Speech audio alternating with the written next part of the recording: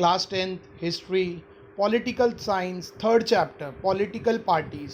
Second video record कर रहे हैं, पेज नंबर 85 से कंटिन्यू कर रहे हैं। लास्ट वीडियो भारतीय जनता पार्टी तक पैराग्राफ कंप्लीट करके हमने स्टॉप किया था। So fourth point, Communist Party of India. देखो, मैंने सेकेंड पॉइंट में हमने पढ़ा था कि इंडिया में जो कम्युनिस्ट पार्टी थी जो 1925 में फॉर्म हुई थी, वो स्प्लिट हो गई, वो डिवाइड हो गई आइडियोलॉजी के डिफरेंस, सोच की डिफरेंस की वजह से, ठीक है। और 1962 में एक और पार्टी ने, कम्युनिस्ट पार्टी ऑफ इंडिया से एक और पार्टी जन्म ली, मतलब उससे एक और पार्टी बाहर आई जिसका नाम था communist Party of India Marxist. Alright, China और रशिया की लीडरशिप के आधार पर ये पार्टी डिवाइड हो गई थी, कम्युनिस्ट पार्टी ऑफ इंडिया, और एक उसमें से एक नई पार्टी फॉर्म हुई जिसका नाम है communist Party of India Marxist. Next, तो ये पैराग्राफ, ये पॉइंट हमारा चल रहा है, हम लोग उससे कंटिन्यू कर रहे हैं। Page number 85, third chapter. This party proclaim socialism, secularism and democracy. ये पार्टी एनकरेज करती है, बढ़ावा देती है, ठीक है। या देखो, प्रोक्लेम्स का मतलब होता है घोषणा करना, अनाउंस करती है। क्या अनाउंस करती है? सोशलिज्म। सोशलिज्म मीन्स सोसाइटी का वेलफेयर, लोगों का भला करना।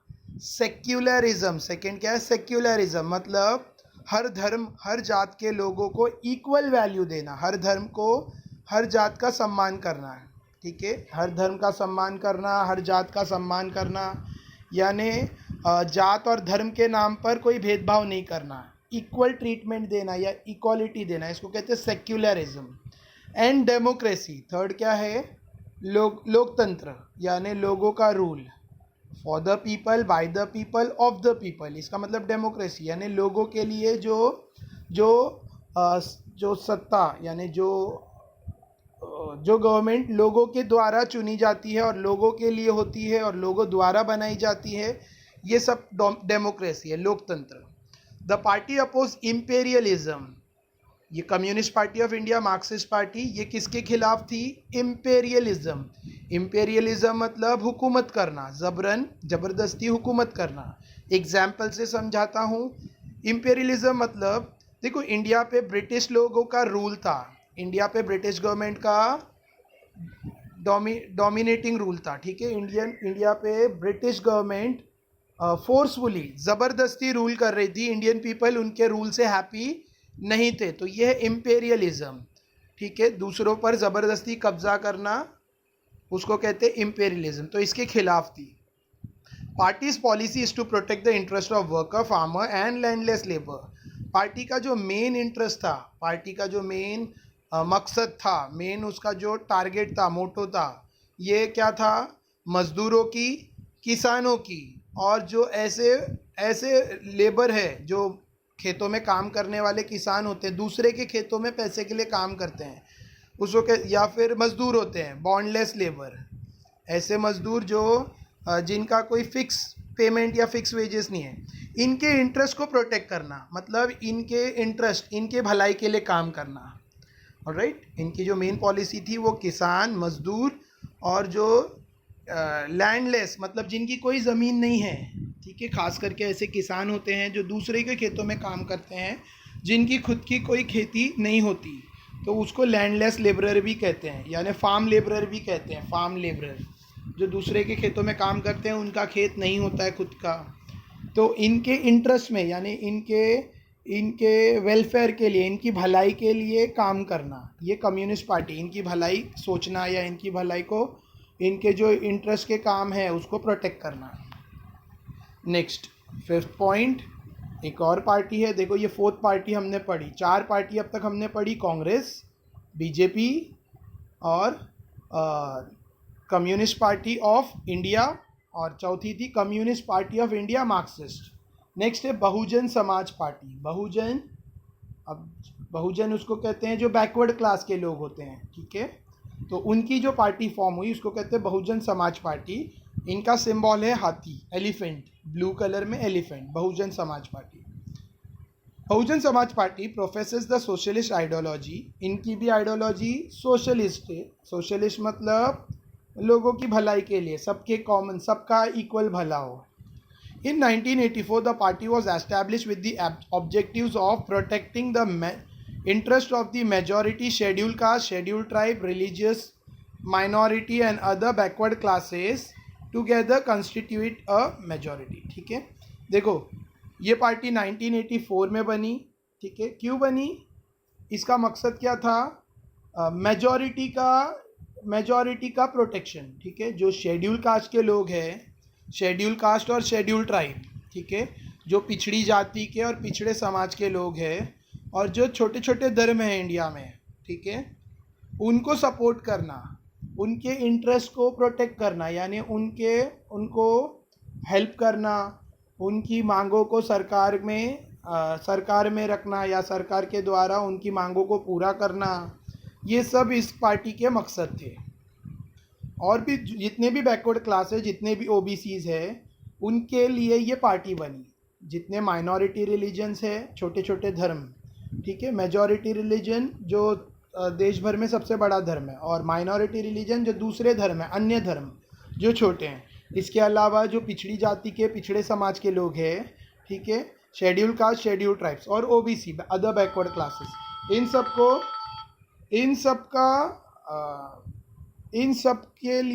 सब का भला करना या इन सब के इंटरेस्ट को प्रोटेक्ट करना, मतलब इन सब के वेलफेयर के लिए जो भी काम करना, इन सब की भलाई के लिए जो भी काम करना, या इनके जो डिमांड्स है आगे गवर्नमेंट के सामने रखना, इनके इंटरेस्ट में काम करना, माइनॉरिटीज़ के, रिलीजन के और backward, schedule caste, schedule tribe, इनके इंटरेस्ट के लिए काम करना, मतलब इनकी बातों को, इनके डिमांड्स को गवर्नमेंट तक पहुंचाना, इनको रिजर्वेशन देना, ठीक है, रिजर्वेशन, आरक्षण, ठीक है, और इनके राइट्स को प्रोटेक्ट करना, एक्सेट्रा एक्सेट्रा, ये सारे ये पार्टी के ऑब्जेक्टिव्स है.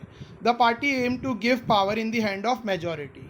और ये पार्टी का जो एम है, जो टारगेट है कि मेजॉरिटी के हाथ में पावर रहना चाहिए, मतलब जो तादाद में ज़्यादा है उनके हाथ में पावर रहना चाहिए. यानी धर्म के आधार पर भेदभाव नहीं होना चाहिए, कास्ट, जातिवाद के आधार पर भेदभाव नहीं होना चाहिए, और जो गरीब, पिछड़े, बैकवर्ड समाज के बैकवर्ड लोग हैं, जो गरीब लोग हैं, उनको गवर्नमेंट की तरफ से सपोर्ट रहना चाहिए. Alright, next page. So continue है, maybe this one, yes, थोड़ा सा जूम. मैं पीडीएफ फॉर्मेट में बना रहा हूँ वीडियो, ठीक है. Next, National Congress party, NCP.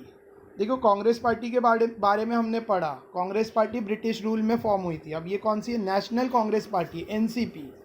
In 1999 there was a split in Congress party and Nationalist Congress party was established. 1999 में कांग्रेस में डिवीजन हो गया, कांग्रेस पार्टी डिवाइड हो गई और ये पार्टी ने जन्म लिया. उसमें से ये पार्टी एस्टैब्लिश हुई जिसका नाम है NCP, national Congress party. NCP का सिंबल है ट्राई कलर फ्लैग है, मतलब ऊपर रेड कलर है, बीच में एक वॉच है, घड़ी है और लोअर में ग्रीन कलर है. ठीक है, ये एनसीपी है, नेशनल कांग्रेस पार्टी, जो कांग्रेस पार्टी से अलग हुई. The party believes in the value of democracy, equality and secularism.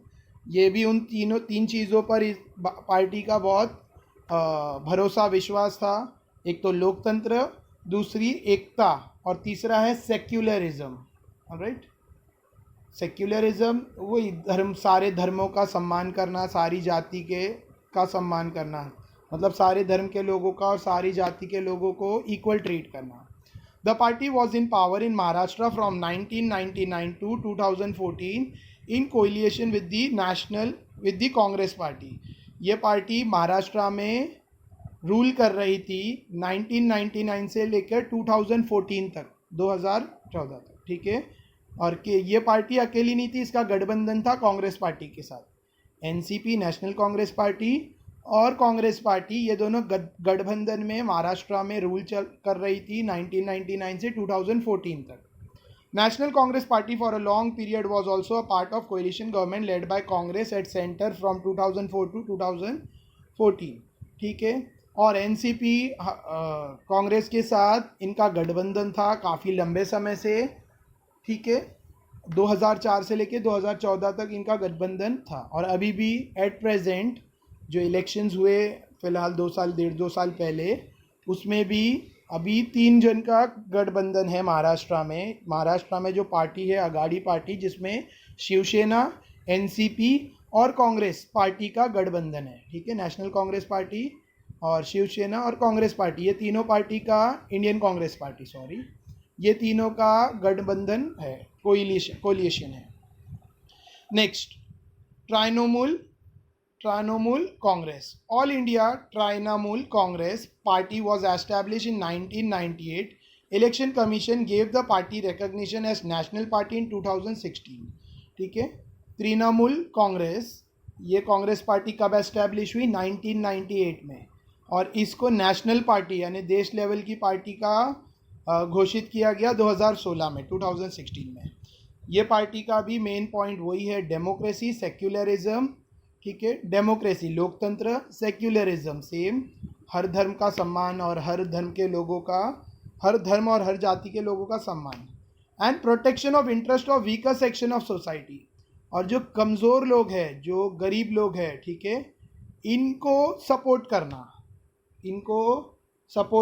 इनकी मदद करना, इनका क्या कहते हैं उसको, इनको ऊपर लाना, इनका उद्गार, अच्छा हिंदी वर्ड है मुझे नहीं याद आ रहा है, इनको अपवर्ड लाना है, ठीक है। मतलब इनको प्रमोट करना है, इनको बढ़ावा देना है, इनको आगे बढ़ने में हेल्प करना है। आगे बढ़ना मीन्स ये भी मतलब कॉमन नॉर्मल लाइफ जीने लगे, ठीक है, गरीबी से बाहर आ जाए, उसके लिए इनको सपोर्ट करना। ये सारे ऑब्जेक्टिव्स है तृणमूल कांग्रेस पार्टी के, ठीक है। इनका सिंबल थोड़ा ध्यान दो, क्योंकि कुछ कभी कभी ऐसा हो सकता है सिंबल दिए गए हैं और पार्टी का नाम लिखना होगा, तो सिंबल पे ध्यान देना है। कुछ फ्लावर टाइप है या ट्री टाइप है, और उसमें 3 टाइप के लीव्स है, ग्रीन, वाइट और ऑरेंज। ये Trinamool Congress. Next, number of seat secured by national parties in Lok Sabha election. तो यहाँ पे लोकसभा इलेक्शन 2009 और 2014 का एक चार्ट दिया है, जिसमें देखकर समझा जा सकता है कि कौन सी पार्टी ने कितने वोट जीते। तो 2009 में Congress INC, Indian national Congress party 206 seats जीती थी, जीती थी, और 2014 में वही कांग्रेस को 44 सीट्स आई, ठीक है। और बीजेपी को 116 सीट्स थी 2009 में, लेकिन 2014 में 282 सीट्स हो गई, ठीक है। और communist Party of India 4 seats थी 2009 में, 2014 में 1 ही सीट थे। कम्युनिस्ट पार्टी मार्क्सिस्ट वाली, ये कम्युनिस्ट पार्टी ऑफ इंडिया से आगे हैं, 16 सीट थी 2009 में, और अभी बाद में 9 हो गई। बहुजन समाज पार्टी 21 पे थी और 2014 में 0 पे आ गई। नेशनलिस्ट कांग्रेस पार्टी 9 पे थी और 2014 में 6 पे आ गई, ठीक है। तो 2014 के इलेक्शन में देख सकते हैं बीजेपी सबसे टॉप पे आ गई, और जो भी आगे थे सारे सब बीजेपी से पीछे हो गए, ठीक है। मतलब जिन्होंने जो 2009 में जो भी सीट एक्वायर की थी, सब में से कुछ ना कुछ कम हुआ है, और एक ही पार्टी के सीट्स बढ़ते हुए दिख रहे हैं, that is BJP, Bharatiya Janata party. Alright, page number 85 complete हो गया। Next is page number 86।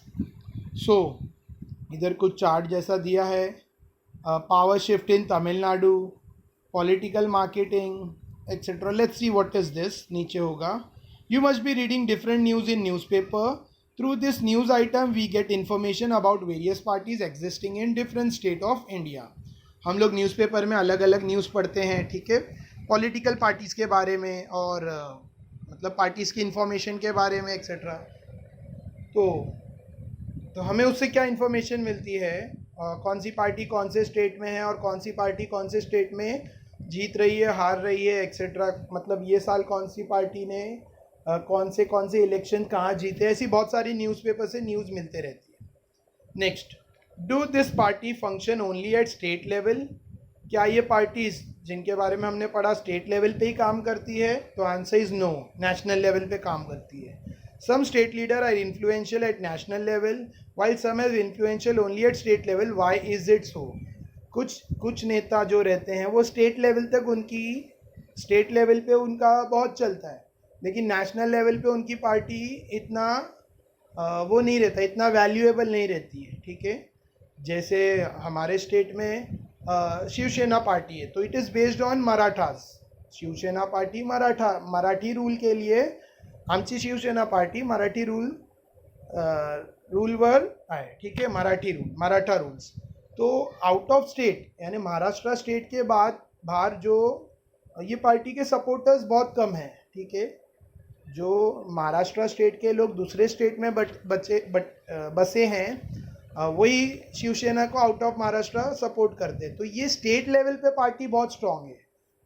Maharashtra में हमारी पार्टी शिवसेना पार्टी बहुत स्ट्रांग है, ठीक है। लेकिन आउट ऑफ महाराष्ट्र ये नेशनल लेवल की पार्टी है, बट स्टेट लेवल पे जो लीडर का इन्फ्लुएंस बहुत ज़्यादा है as compare to national level. Alright, next, with the help of such question we will try to get information about various regional parties in India. तो कुछ question, जो 2 question ऊपर हुए, इसके आधार पर हम लोग इन्फॉर्मेशन रीजनल पार्टीज़ के बारे में इंफॉर्मेशन देखेंगे। We will study some of the regional parties from different parts of India. देखो, अभी तक हमने जो पढ़ा ना, वो सब नेशनल पार्टीज़ थी। अभी हम लोग आगे जो पढ़ रहे हैं वो क्या पढ़ने वाले हैं, रीजनल पार्टीज़ के बारे में, मतलब जो रीजन में ज़्यादा इन्फ्लुएंशियल है। In India we find people speaking different language and having different tradition and culture. India में हम विभिन्न प्रकार की भाषा बोलने वाले लोगों को पाते हैं और विभिन्न रीति रिवाज और संस्कृति के लोग पाए जाते हैं। They belong to different part of India, और देश के अलग अलग हिस्सों में रहते हैं वो। We see different region have their own language, और अलग अलग रीजन का उनका अलग अलग खुद का लैंग्वेज है। जैसे कर्नाटक में चले जाएंगे तो वहाँ की भाषा, ठीक है, और महाराष्ट्र में आएंगे तो मराठी भाषा, गुजरात में आएंगे तो गुजराती भाषा, राजस्थान में जाएंगे तो राजस्थानी बोली जाती है, ठीक है। उसी तरह से उड़ीसा के लोगों, उड़ीसा में जाएंगे तो उड़िया भाषा बोली जाती है, ठीक है। उड़िया, उड़िया दोनों टाइप से प्रोनाउंस कर सकते हैं, ठीक है। तो अलग अलग रीजन में अलग अलग भाषा बोली जाती है और अलग अलग संस्कृति, अलग अलग रीति रिवाज के लोग। जैसे मलयालम बोली जाती है साउथ में, एक्सेट्रा एक्सेट्रा।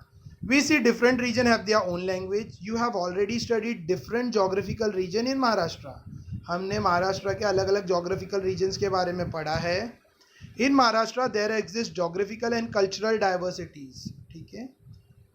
महाराष्ट्र में ही बहुत सारे जोग्राफिकल और कल्चरल डाइवर्सिटीज़ है। जोग्राफिकल मतलब टोपोग्राफी के हिसाब से, ठीक है, लैंड फॉर्म के हिसाब से, क्लाइमेट के हिसाब से, ठीक है, ये जोग्राफिकल डाइवर्सिटीज़ है। डाइवर्सिटीज़ मतलब डिफरेंट टाइप, विभिन्नता, ठीक है। डिफरेंस तो जोग्राफिकल डिफरेंस है, कहीं पे लैंड, कहीं पे घाट्स है, कहीं पे प्लेन लैंड है, कहीं पे हिली रीजन है, ये सब जोग्राफिकल। और संस्कृति भी अलग है। महाराष्ट्र में ही विभिन्न प्रकार की संस्कृति पाई जाती है। Maharashtra is different from Madhya Pradesh and Karnataka. Maharashtra Karnataka और मध्य प्रदेश से अलग है। The feeling of affinity developed about our language and region gradually turn into identity, consciousness and finally give rise to regionalism. देखो, अपनी भाषा है ना, अपनापन होता है, अपनी भाषा में अपनापन होता है ना।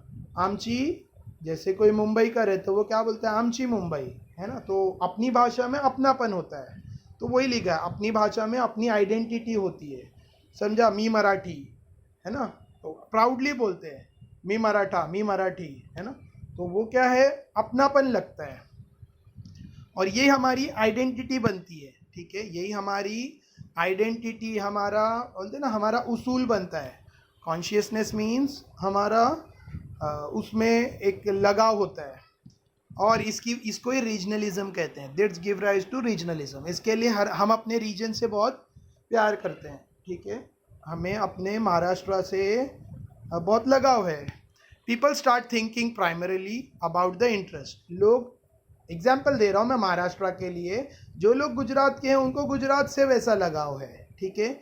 उनको उनकी लैंग्वेज, जो पूरे स्टेट में गुजराती बोली जाती, तो उनको गुजरात से लगाव है, ठीक है। जो लोग राजस्थान में हैं उनको अपने राजस्थान को, सबको अपनी रीजन से, अपनी भाषा से अलग ही एक लगाव होता है, ठीक है, we all are Indian and we should be proud to be an Indian, ठीक है, हम सब हिंदुस्तानी हैं और we love our country, we love our India, हम अपने इंडिया से बहुत प्यार करते हैं, लेकिन लैंग्वेज का और स्टेट का भी एक लगाव होता है, ठीक है, एक अपनापन होता है। तो देश का अपनापन अलग, और फिर जो रीजन में हम पैदा हुए, हम वहाँ पले बड़े हैं, है ना, उसका एक अलग लगाव होता है। तो this all comes under regionalism. People start thinking primarily about the interest,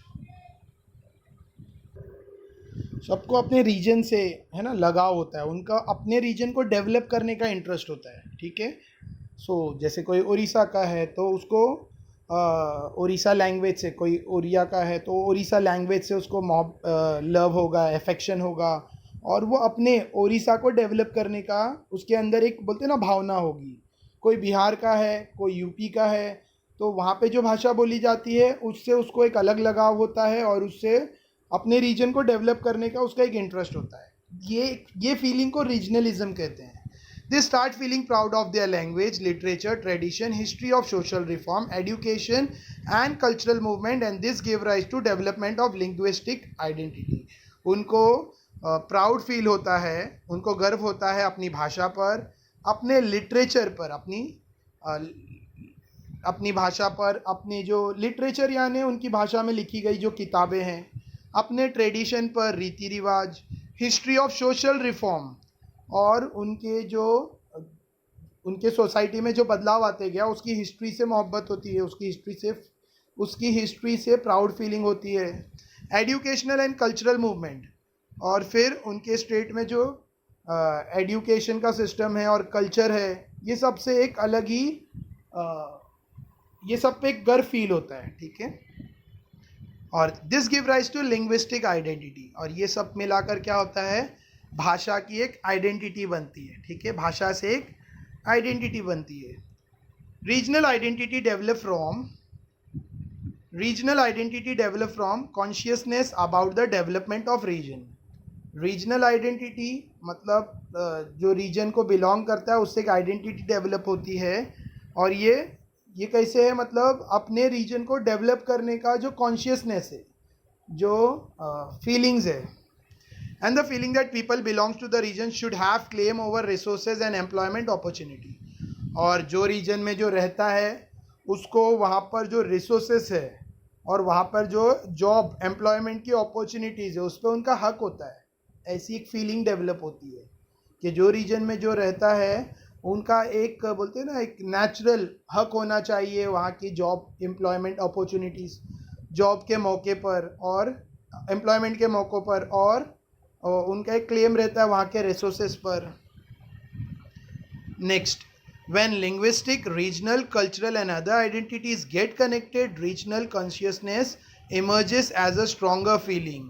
जब ये सारी चीज़ें पहचान बनती है, ठीक है, जब ये सारी चीज़ें जुड़ जाती है तो एक, बोलते हैं ना, एक स्ट्रॉन्ग फीलिंग पैदा हो जाती है रीजन को लेकर।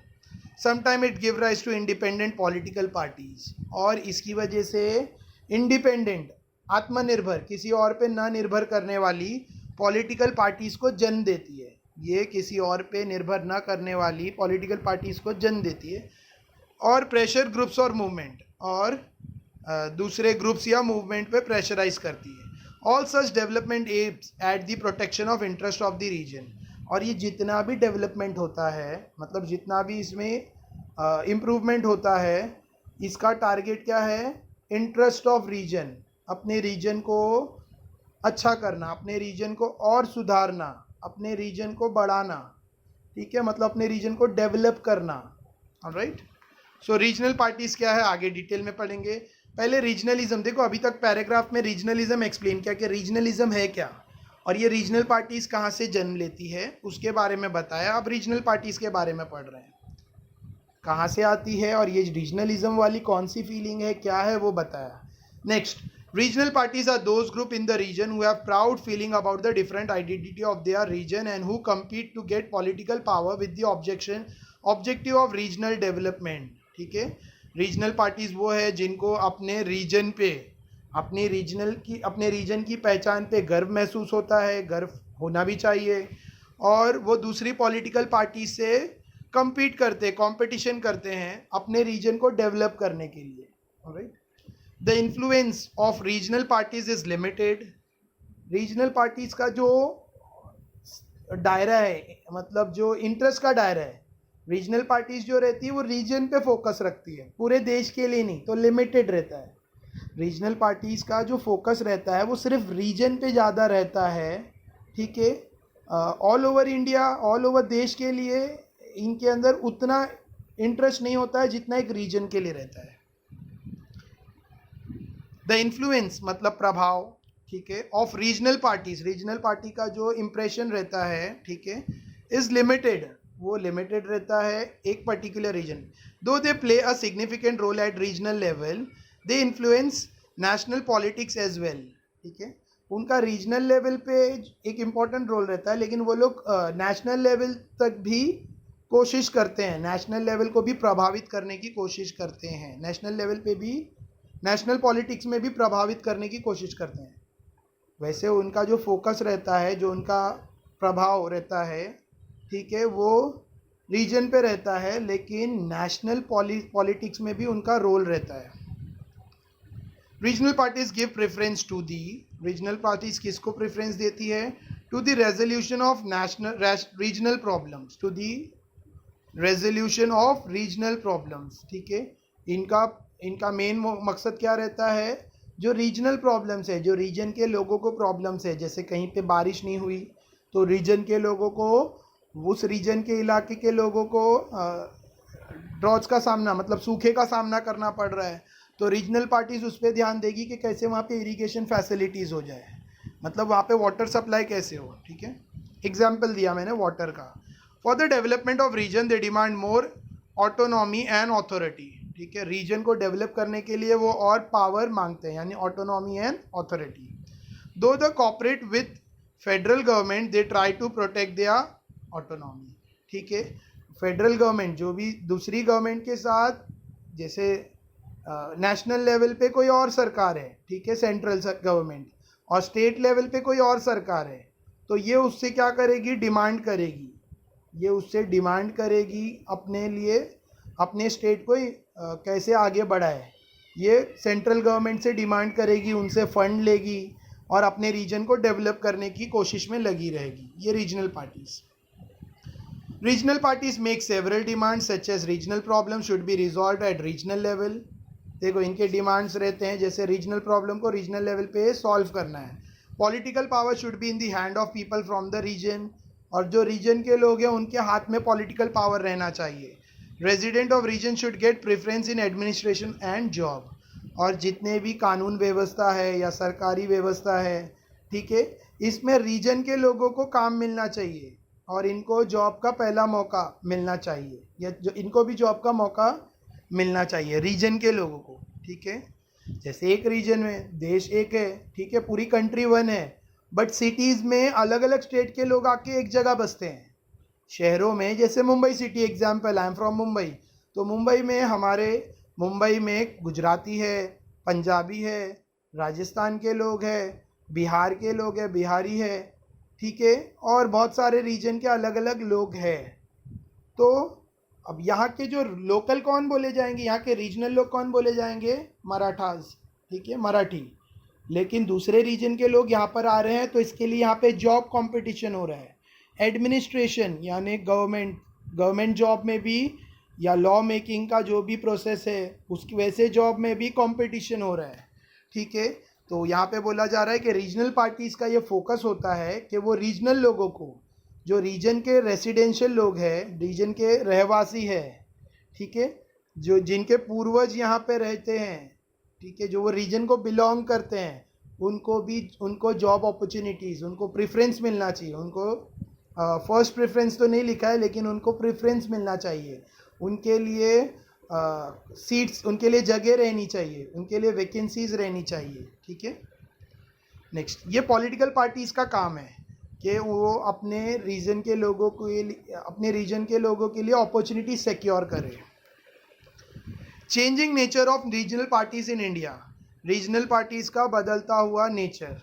Regional parties came into existence in India in the post independent period. आज़ादी के बाद रीजनल पार्टीज़ आने नज़र आने लगी, मतलब रीजनल पार्टीज फॉर्म होने लगी. However over the years their nature and role have change significantly.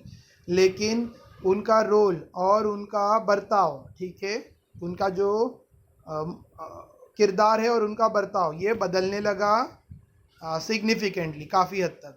Initially regional identities gave rise to separatist movement. ठीक है, रीजनल आइडेंटिटी से सेपरेटिस्ट मूवमेंट आया. The demand of independent Khalistan, Dravidistan were made with the objective of parting from the Indian Federation and exist as an independent state. ठीक है, मतलब एक अलग सोच डेवलप होने लगी रीजनलिज्म. जैसे जो पंजाब के लोग हैं, मतलब जो एक अलग सोच, जैसे हमारा एक अलग देश हो जाए. अगर हर स्टेट अपना अलग देश बनाएगा तो हर स्टेट चाहेगा कि मैं अलग देश बन जाऊं. तो ये जैसे महाराष्ट्र एक अलग देश बनने की कोशिश करानी है, मैं बता रहा हूँ, एग्जाम्पल दे रहा हूँ. जैसे पंजाब अलग अलग होने की कोशिश करे, अलग स्टेट के, इंडिया से हमको अलग कर दो, आज़ाद कर दो. गुजरात अलग स्टेट बनने की, हमको इंडिया नहीं, हमको इंडिया से अलग होना है, हमारा एक देश गुजरात नाम का हमारा एक अलग देश होगा. तो ये गलत है, ये बिल्कुल रॉन्ग है. ठीक है, आसाम एक अलग स्टेट, आसाम एक स्टेट है लेकिन ये अलग देश बनने की कोशिश कर रहे कि नहीं हम आसामी अलग देश चाहते हैं. तो दिस इज़ कम्प्लीटली रॉन्ग. ठीक है, ये रीजनलिज्म की वजह से ये चीज़ें पैदा हुई थी. उनका देखो, Khalistan, Dravidistan were made with the objective of parting from the Indian federation and exist as an independent state. ये इंडियन फेडरेशन से अलग होकर अपना एक आत्मनिर्भर स्टेट बनना चाहता था. Regional parties from Punjab, Tamil Nadu and Jammu and Kashmir have made such demand. देखो, पंजाब से खालिस्तान, तमिलनाडु से द्रविडिस्तान, ठीक है, जम्मू एंड कश्मीर से. तो ये तीन स्टेट अपना अलग देश बनने की डिमांड कर रहे थे. The demand of regional parties gradually change. लेकिन एट प्रेजेंट इनके डिमांड काफ़ी बदल गए. मतलब जो अलग स्टेट अपना अलग देश बनाने के चक्कर में थे, वो रीजनल पार्टीज़ के जो डिमांड थे वो अब बदल गए. अब वैसे उनके डिमांड नहीं है.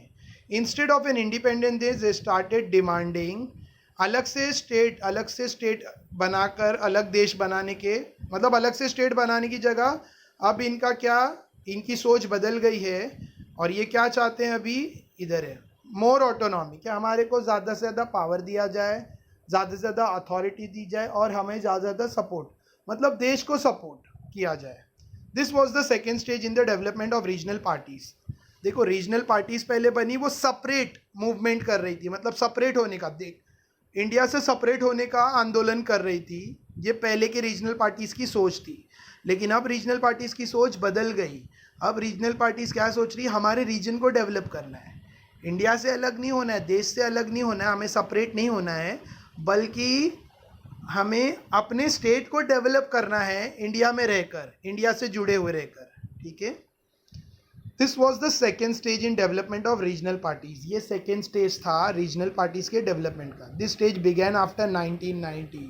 और ये स्टेज कब शुरू हुआ, 1990. थोड़ा सा ट्विस्टेड पार्ट है. रीजनल पार्टीज़, रीजन से अफेक्शन लव है, लेकिन देश प्रेम टॉप लेवल पे. ठीक है, रीजनल लव होना चाहिए, स्टेट लव होना चाहिए, लैंग्वेज से लव होना चाहिए. रीजनलिज्म मना नहीं कर रहे हैं, बट देश प्रेम, नेशनलिज्म टॉप पे. First nationalism, second regionalism. ठीक है, याद रखो, फर्स्ट नेशनलिज्म, हम सब इंडियन हैं, we all are proud to be an Indian, चाहे कोई भी स्टेट का हो. ठीक है, और सेकंड स्टेप है क्या, रीजनलिज्म, यानी स्टेट लव. ठीक है, मना नहीं है, लैंग्वेज से love, no problem, but first should be nationalism, देश प्रेम. सो ये बदलाव जो आया, ये 1990 से शुरू हुआ. The regional parties demand that for the development of region, people from region should get power at state and national level. अभी रीजनल पार्टीज क्या डिमांड कर रही थी, पहले तो अलग अलग एक देश बनाने का डिमांड कर रही थी, लेकिन सोच में बदलाव आया 1990 के बाद.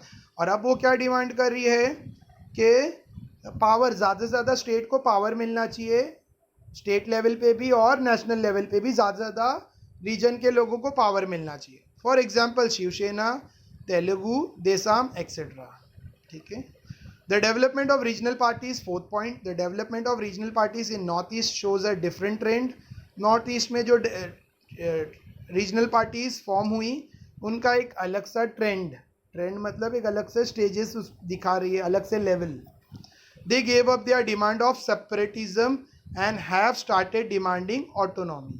उन्होंने भी सेपरेटिज्म का डिमांड छोड़ दिया, मतलब अलग होने का डिमांड छोड़ दिया और ऑटोनॉमी डिमांड करने लगे. ऑटोनॉमी मतलब हमें ज़्यादा से ज़्यादा पावर दो, हमारे स्टेट को, हमें जो रूलिंग पार्टीज़ है, जो रीजनल पार्टीज़ है रूलिंग, या जो भी रीजनल पार्टीज़ है वो ये डिमांड कर रही है कि हमें ज़्यादा पावर मिलना चाहिए स्टेट लेवल पे भी और नेशनल लेवल पे भी. हमें अलग नहीं होना, हमें सेपरेट नहीं होना है, लेकिन हमें पावर, हमारे पावर्स को बढ़ाओ, हमें ज़्यादा पावर मिलना चाहिए. ऐसा रीजनल पार्टीज़ का डिमांड हो गया, चेंज हो गया डिमांड.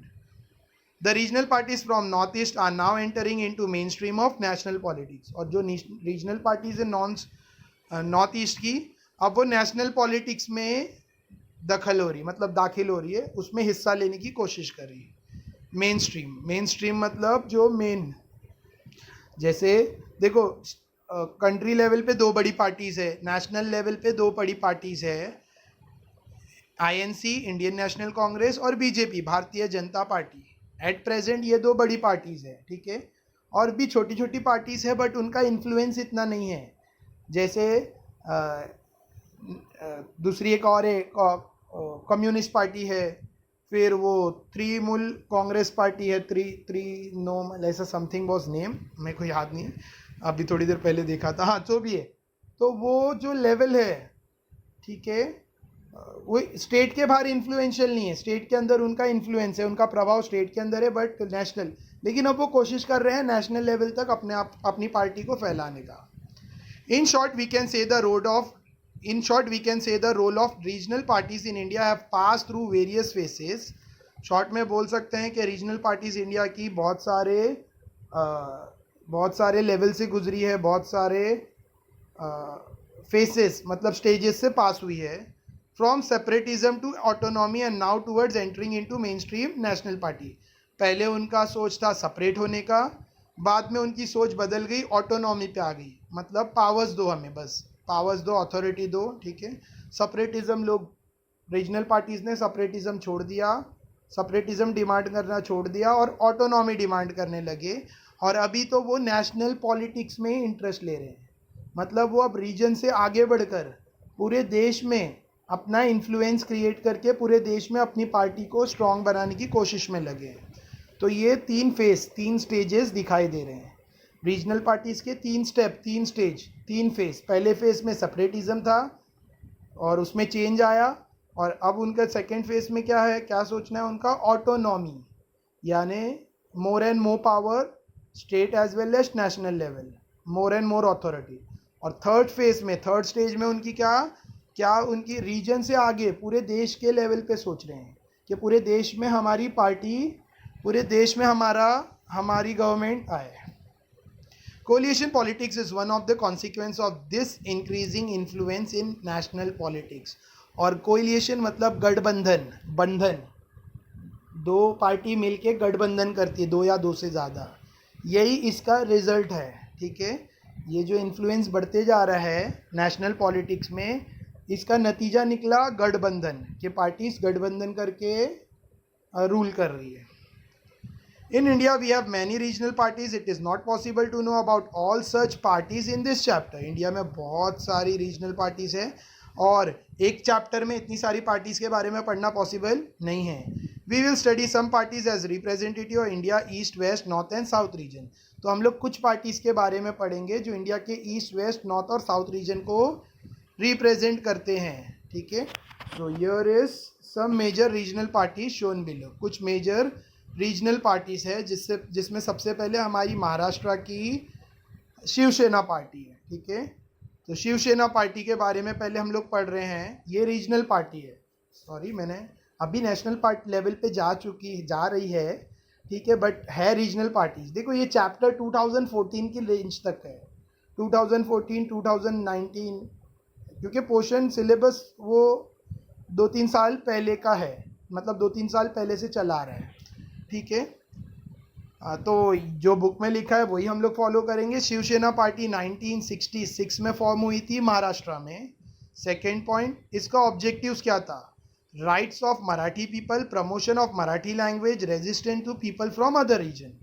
इसका जो ऑब्जेक्टिव था, जो मकसद था शिवसेना पार्टी का, कि मराठियों के हक को प्रोटेक्ट किया जाए, बचाया जाए, मराठी भाषा को बढ़ाया जाए, मराठी भाषा को प्रमोट किया जाए, बढ़ाव दिया जाए, बढ़ाव यानी उसको एनकरेज किया जाए, ठीक है, फैलाया जाए, मराठी भाषा को फैलाया जाए। और थर्ड पॉइंट क्या था कि दूसरे राज्य से जो लोग आ रहे हैं उन पे रोक लगाई जाए। दूसरे राज्य से, दूसरे स्टेट से लोग जो आ रहे हैं, दूसरे रीजन से जो महाराष्ट्र में लोग आ रहे हैं, जिससे महाराष्ट्र के लोगों में कंपटीशन बढ़ जाता है।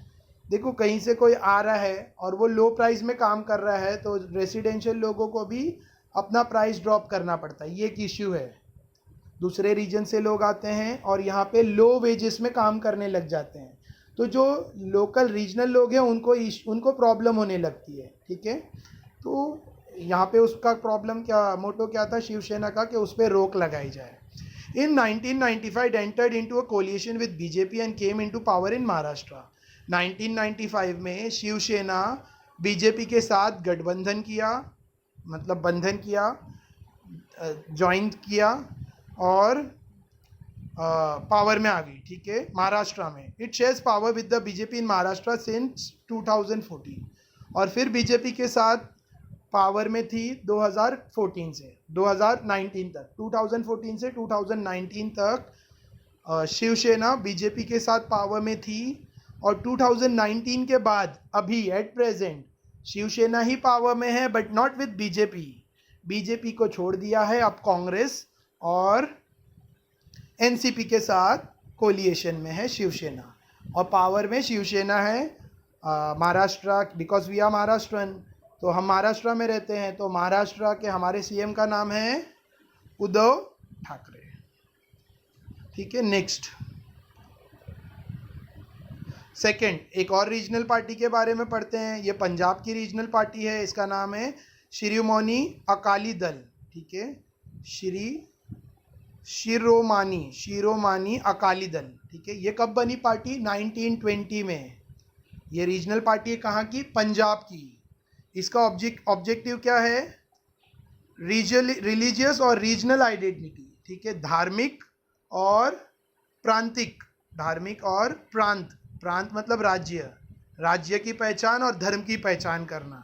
शिरोमणि अकाली दल जो है पंजाब की पार्टी है, और इनका जो मकसद है, ठीक है, वो क्या है? धर्म की पहचान करवाना, धर्म पंजाबी रिलीजन, और दूसरा रीजनल मतलब प्रांत की, ठीक है। देखो, जैसा बुक में लिखा है मैं वैसे ही एक्सप्लेनेशन दे रहा हूँ।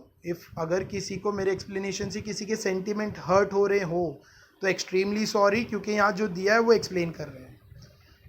Next, assumes power in Punjab for many year.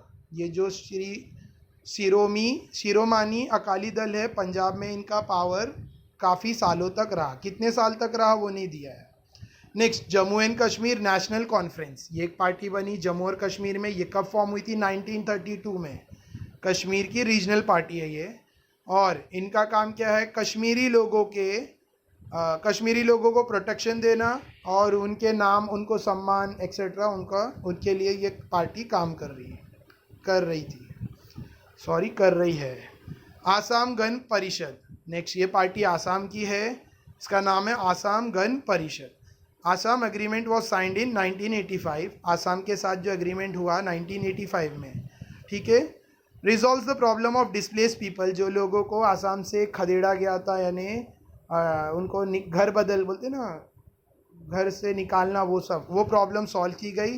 Protect the unique cultural, linguistic and social identity of Assam, ये पार्टी ने ये सब काम किए, ठीक है। 1985 में पार्टी ने एग्रीमेंट किया, और जो लोग आसाम से जिनको बेघर किया गया था उनको वो मैटर को सॉल्व किया।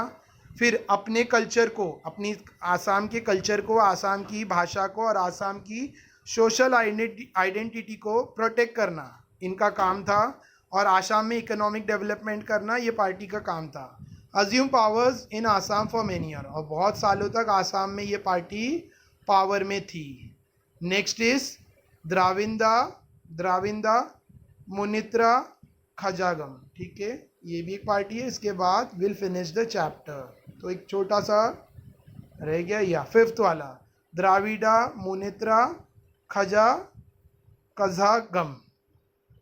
ये जस्टिस पार्टी है. A non Brahmin movement in 1920 was transformed into Dravida Munnetra Kazhagam, a political party. ठीक है, देखो नॉन ब्राह्मण मूवमेंट क्या है, वी आर नॉट ब्राह्मण, ऐसा एक आंदोलन शुरू हुआ था 1920 में, और उसके बाद वो आंदोलन पार्टी में बन गया. पार्टी का नाम था द्राविडा मुनित्रा खजागम. ठीक है, 1944 justice party came to be known as Dravida Kazhagam, और 1944 में जस्टिस पार्टी का नाम द्राविडा खजागम पड़ा. In 1944, a group separated from this party and established another party, द्राविडा Munnetra Kazhagam.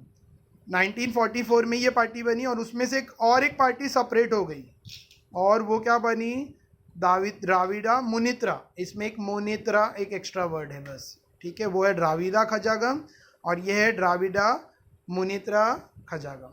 Another group separate from this party in 1972. फिर 1972 में ये पार्टी से और एक ग्रुप अलग हुआ and established all India द्राविडा Munnetra खजागम. 1972 में इससे एक और ग्रुप अलग हुआ, और उसने क्या नाम रखा, ऑल इंडिया द्राविडा मुनित्रा खजागम. अब ये पार्टी का मोटो क्या है, protection of Tamil identity, Tamil की पहचान को बनाए रखना. Member of coalition government at the centre for some year, और गवर्नमेंट के साथ इनका गठबंधन था कुछ सालों तक. The party has supports of voter from all section of society के हर सेक्शन, यानी हर वर्ग से, upper section, lower section, medium, middle section, हर सेक्शन से पार्टी के, हर सेक्शन के लोगों से पार्टी को सपोर्ट मिला. It was in power for long period, बहुत लंबे समय तक ये पार्टी पावर में थी. एंड इम्प्लीमेंटेड मैनी पॉलिसी, और लोगों की भलाई के लिए ये पार्टी ने बहुत सारी पॉलिसीज़ अपनाई, बहुत सारे कानून एक्सेट्रा लगाए. Next, last, in India we have many regional parties in every state that has influenced the state politics. ठीक है, इंडिया में बहुत सारी पार्टीज, रीजनल पार्टीज है, और जिन्होंने प्रभावित किया स्टेट लेवल पे पॉलिटिक्स को. The following chart regional parties इन महाराष्ट्र. तो ये चार्ट दिया है महाराष्ट्र की रीजनल पार्टीज के बारे में. तो यहाँ पे 2009 के इलेक्शन में शिवसेना 44 सीट्स थी, और 2014 के इलेक्शन में शिवसेना को 63 सीट्स मिली. महाराष्ट्र नवनिर्माण सेना 2009 के इलेक्शन में 13 सीट्स पे थी, और 2014 में महाराष्ट्र नवनिर्माण सेना को एक. ये रीजनल पार्टी है दोनों. Next, pheasant and worker party, एक और पार्टी है मजदूर और किसानों की, किसान और मजदूरों की पार्टी. पीसेंट मतलब फार्मर, वो फार्म लेबर जो रहते हैं. तो इनको 2009 में 4 सीट मिली थी, 2014 में 3 सीट्स मिली. Republican Party of Indian Bahujan Mahasangh की रीजनल रिपब्लिक पार्टी है. 2009 में 1 सीट मिली थी, 2014 में भी 1 सीट मिली. रिपब्लिक पार्टी ऑफ इंडिया, ये भी एक पार्टी है, बट इसको दोनों 2009 2014 दोनों में एक भी सीट्स नहीं आई, मतलब कहीं पे भी, मतलब ये लोग को सीट्स नहीं मिली. नेक्स्ट, समाजवादी पार्टी है. 2009 में 4 सीट्स आई थी महाराष्ट्र में, और 2014 में 1 सीट आई. ऑलराइट, सॉरी, ये कंटिन्यू करना था. The following chart shows the performance of regional parties in Maharashtra in election 2009 and 2014. तो रीजनल पार्टीज के बारे में दिया है 2009 और 2014 में जो इनका परफॉर्मेंस था. नेक्स्ट, बहुजन विकास आघाड़ी, ये एक पार्टी है बहुजन विकास आघाड़ी. 2009 में 2 सीट्स, 2014 में 3. फिर राष्ट्रीय समाज पक्षा, दोनों साल 2009 में भी 1 ही सीट आई, 2014 में भी 1 सीट आई. फिर ऑल इंडिया मजलिस इत्तेहादुल मुस्लिमीन, 2009 में 0 सीट्स थी, कुछ भी नहीं सीट्स थी इनको, लेकिन 2014 में ये पार्टी को 2 सीट मिल गई. जनसुराज्य शक्ति, ये पार्टी को 2009 में 2 सीट थी, बट 2014 में 1 भी सीट नहीं आई. लोक संग्राम 2009 में 1 सीट थी, बट 2014 में 0. और ये स्वाभिमानी पार्टी 2009 में 1 सीट थी बट 2014 में 0. This party did not exist in 2009. Next जो स्टार मार्क किया है वो पार्टी पहले नहीं थी. सॉरी, देखो ये ऑल इंडिया मजलिस इत्तेहादिल मुस्लिमीन, नीचे स्टार मार्क करके लिखा है कुछ. ये नाम की कोई पार्टी नहीं थी 2009 में. तो 2009 में उनको एक भी सीट नहीं आई थी, बल्कि पार्टी नहीं थी. ऑल इंडिया मजलिस इत्तेहादुल मुस्लिमीन, ये नाम की कोई पार्टी 2009 में नहीं थी महाराष्ट्र में, ठीक है. लेकिन 2014 में ये महाराष्ट्र में ये पार्टी है और 2 सीट्स इन्होंने ली. कैन यू टेल, क्या बता. Every state in India is regional parties. It is not possible to take review of all those party. Find out information about other regional parties with the help of map of India. तो यहाँ पे lesson में सबका information नहीं दे सकते, तो कोई और इंडिया के दूसरी जो रीजनल पार्टीज है दूसरे स्टेट में, उसके बारे में इंफॉर्मेशन इंडिया के मैप में डाल सकते हैं, मतलब लिखने बोला जा रहा है. In this chapter we took a review of national and regional political parties in India. ये चैप्टर में हमने इंडिया के नेशनल लेवल की पॉलिटिकल पार्टीज और रीजन लेवल, स्टेट लेवल की पॉलिटिकल्स के पार्टीज के बारे में पढ़ा. In the next chapter will try to understand the importance of social movement in our life. अगले चैप्टर में सोशल मूवमेंट का इम्पोर्टेंस पढ़ेंगे. आंदोलन, सोशल मूवमेंट मतलब आंदोलन. By this we have completed this chapter. अगर वीडियो अच्छा लगा हो तो शेयर करो, लाइक करो, सब्सक्राइब करो, एक्सेट्रा एक्सेट्रा, ठीक है. शेयर तो कर दो. Share the video with all your 10th standard friends, ठीक है. इसमें रीजनलिज्म थोड़ा सा सेंसिटिव टॉपिक है, ऑलराइट. थोड़ा सा ट्विस्टेड भी है, सेंसिटिव भी है, बट अगर उसको ध्यान से वीडियो देखेंगे, समझेंगे तो इट्स ईजी. Thank you.